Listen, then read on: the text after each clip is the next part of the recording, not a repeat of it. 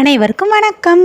சரிடே serial இன்றைக்கி என்ன promo நினச்சின்னு சொல்லி பார்க்கலாம். மீனாக்கு வந்து கல்யாண மண்டபத்துலேருந்து கால் பண்ணி ஒரு ஆர்டர் கொடுக்கணுமா, அதை பற்றி விவரமாக பேசணும் வாங்கம்மா அப்படிங்கிறாங்க. அவங்களும் போயிடுறாங்க. அதில் டெக்கரேஷனுக்கு வந்து ஏற்கனவே மாடல் கொடுத்துருக்காங்க. ஸோ அந்த டெக்கரேஷன் எல்லாமே ரொம்ப செட் ஆகிருக்கு, ரொம்ப அழகாக இருக்குது. ஸோ சின்ன ப்ரோக்ராம் தான், நீங்கள் நல்லா பெஸ்ட்டாக பண்ணுங்கள், இதே போல் ஆர்டர் உங்களுக்கு கண்டினியூவாக கிடைக்கும் அப்படிங்கிறாங்க. சரிங்க சார், ரொம்ப ரொம்ப நன்றி சார் அப்படின்னு சொல்லிட்டு அந்த ஆர்டர் வாங்கிட்டு வந்துடுறாங்க. கையில் வந்து ஒரு அட்வான்ஸாக 10,000 கொடுத்துருக்காங்க. இது எல்லாத்தையும் செலிப்ரேட் பண்ணுறதுக்காக வீட்டில் பிரியாணி செஞ்சு எல்லாருக்கும் கொடுத்து செலிப்ரேட் பண்ணுறாங்க. ஸோ அந்நேரம் வந்து மீனாவும் முத்துவும் காரில் போயிட்டு இருக்கும்போது முத்து வந்து ஒரு இடத்துக்கு உன்னை கூட்டிகிட்டு போகிறேன் வா அப்படிங்கிறாங்க. என்ன இடத்துக்குங்க அப்படின்னு. நீ வா நான் சொல்கிறேன் அப்படின்ட்டு ஒரு இடத்துல போய் வண்டியை நிப்பாட்டிட்டு ஒரு கார்டு கொண்டு வந்து கொடுக்குறாங்க. என்னங்க இது அப்படிங்கிறாங்க. நீ பாரு அப்படிங்கிறாங்க. பார்த்தா மீனா குப்பாவோட பேர் போட்டு விசிட்டிங் கார்டு. மீனாக்கு ரொம்ப சந்தோஷம். ஒரு சில வீட்டிலலாம் பார்த்தீங்கன்னா ஹஸ்பண்ட் வந்து தன்னை விட ஒய்ஃப் வந்து முன்னேறக்கூடாது, பெரிய லெவலில் சம்பாதிக்கக்கூடாதுன்னு சொல்லி ரொம்ப அவங்க வந்து செய்வாங்க. ஆனால் நீங்கள் எனக்காக ரொம்ப பாடுபடுறீங்க, எனக்காக காலில் அடிச்சு கொடுத்துருக்கீங்க, ரொம்ப ரொம்ப சந்தோஷங்க அப்படிங்கிறாங்க. என்ன இதுக்கே இப்படி கண்கிறாங்கன்னா எப்படி அப்படிங்கிறாங்க. சரிங்க, இது ரொம்ப சந்தோஷமாக இருக்குது, அதனால் இந்த கார்டு வந்து நம்ம கோயிலில் போய் வச்சு வந்து கும்பிட்டு வருவோம் அப்படிங்கிறாங்க. சரி வா அப்படின்ட்டு கோயிலுக்கும் கூட்டிகிட்டு போகிறாங்க. அதே கோயிலில் தான் இங்கே மனோஜோடைய கடைக்கு வெளியில் வந்து யாரோ முட்டையை வச்சுருக்காங்க வெளியில். ஸோ அதை மந்திரிச்சு வச்ச முட்டை அப்படின்னு சொல்லி மனோஜும் நம்பி அந்த முட்டைக்கு பரிகாரம் பண்ணணும் அப்படின்னு சொல்லி செய்வனை வச்சதுங்கிறதுக்காக மனோஜும் அவங்களுடைய அம்மா வந்து ஒரு நாள் ஃபுல்லாக விரதம் இருந்து அந்த விரதத்தை வந்து முடிச்சுட்டு அக்னி சட்டி வேறு எடுக்கிறாங்க. அதுக்கு அந்த கோயிலில் தான் அக்னி சட்டிலாம் எடுத்துகிட்டு இருக்காங்க. அவங்க அம்மா பார்த்தோம் அப்படின்னா கழுத்தில் மாலை போட்டு நெத்தியில் பெருசாக பட்டையாக வச்சு எல்லாமே வச்சு அவங்க அம்மாவும் அக்னி சட்டியை வந்து ரோகிணி ரெடி பண்ணுறாங்க. மனோஜ் வந்து இடுப்பில் வேப்பிலை இலையை வச்சு ஆடையை வந்து கட்டியிருக்காரு. ஸோ மனோஜுக்கு வந்து பக்கத்தில் ஒரு ஃப்ரெண்டு, மொட்டை ஃப்ரெண்டு, அவர் தான் எல்லாமே கூடமாட ஹெல்ப் பண்ணுறாரு. அவங்க அக்னி சட்டி எட்டு வராங்க. அக்னி சட்டி ஃபுல்லாமே ரோகிணி ரெடி பண்ணுறாங்க. ரோகிணி என்னை பாத்தியாம்மா, அந்த மனோஜ் பையனை எப்படி வந்து எங்கே வந்து விட்டுருக்கானு அப்படின்னு. ஆண்டி எல்லாம் இன்றைக்கி ஒரு நாள் தானே, இன்றைக்கி கூட இந்த வேண்டதெல்லாம் முடிஞ்சிரும் அப்படிங்கிறாங்க. ஆமாம் அப்படின்னு சொல்லிட்டு கரெக்டாக மனோஜ் வந்துடுறாரு.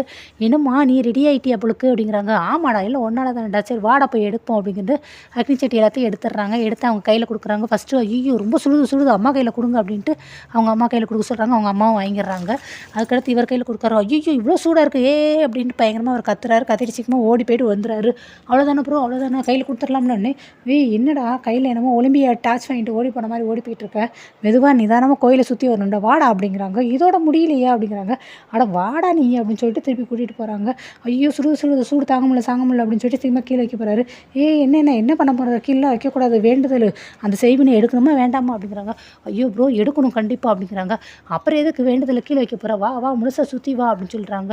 அவங்களுக்கும் ரோகிணிக்கும் அவங்க பக்கத்துலேயே கூட வந்துகிட்டே இருக்காங்க. ஏமா ரோகிணி ரொம்ப சுடுதுமா, நீ கொஞ்சம் நேரம் வாங்கிக்கிறியா அப்படின்னு சொல்லி பக்கத்தில் அவங்க மாமியார் கேட்குறாங்க. ஐயோ ஆண்டி இது ஃபுல்லாமே நீங்கள் தான் கரெக்டாக நிறைவேற்றி முடிக்கணும் அப்படிங்கிறாங்க. இது வேறையா அப்படின்ட்டு எடுத்துகிட்டு இருக்காங்க. ஆனால் மீனாவும் முத்து அதே கோயிலுக்கு தான் விசிட்டிங் கார்டை கூட்டிகிட்டு வராங்க. பூசாரி என்னோடய பொண்டாட்டி பெரிய தொழிலதிபதி ஆகிட்டா, அதுக்காக இந்த கார்டை சாமிக்கிட்ட வச்சு வேண்டணும் அப்படிங்கிறாங்க. பேஷாக வேண்டிடலாம், நல்லபடியாக வேண்டிடலாம் அப்படின்ட்டு சாமிக்கு முன்னாடி வச்சு தீபாவளையெல்லாம் காமிச்சு சாமியாக கும்பிட்றாங்க. கும்பிட்டுட்டு எங்கே அங்கே பாருங்களேன் அப்படிங்கிறாங்க. என்ன கோயிலில் ஒரு அம்மா தீச்சட்டி எடுத்துகிட்டு போகிறாங்கன்னு. யாரோ ஒரு அம்மா இல்லை, உங்கள் அம்மா தான் தீச்சட்டி எடுத்துகிட்டு போகிறாங்கன்னு. அட ஆமாம், எங்கள் அம்மா இதுக்கு இதெல்லாம் பண்ணுறாங்க அப்படிங்கிறாங்க. பக்கத்தில் பின்னாடி பார்த்தா மனோஜும் வந்துடுறாரு. என்ன உங்கள் அண்ணனும் வர்றாங்க அப்படின்னு. ஆமாம், நேற்று கூட ஏதோ விரதம் வேண்டுதல் அப்படிலாம் சொல்லிட்டு இருந்தாங்களே, அப்போ நிஜமாவே எல்லாம் விரதம் இருக்காங்க பொழுக்கு, அதனால தான் நேற்று சாப்பிடல பொழுக்கு அப்படிங்கிறாங்க. சரி என்ன அப்படின்ட்டு இரு இதை குறும்படம் எடுத்து வைப்போம் அப்படின்ட்டு அது வீடியோவில் எடுக்கிறாங்க. எதுக்கு வீடியோ எடுக்கிறீங்க அப்படிங்கிறாங்க. அப்பாட்ட காட்டுறது தான், அதான் சொன்னால் அம்மா இல்லைன்னு சொல்லி பிளேட்டை மாற்றி விட்ருவாங்களே, அதனால் எதுனாலும் ஆதாரப்பூர்வமாக அப்பாட்ட காட்டணும், என்ன ஏதுன்னு பார்ப்போம், இதில் ஏதோ ஒரு வில்லங்க இருக்குது அப்படிங்கிறாங்க. சரி வாங்க அத்தைக்கிட்ட போய் ஆசீர்வாதம் வாங்குவோம் அப்படிங்கிறாங்க. எதுக்கு, எங்கள் அம்மா இருக்கிற கோவத்தில் அந்த சட்டி தூக்கி அப்படியே உன் தலைமையில் போடுறாங்க, வா வீட்டுக்கு போகலாம் அப்படின்னு சொல்லி முத்து வந்து வீட்டுக்கு கூட்டிகிட்டு போயிடுறாரு மீனாவை.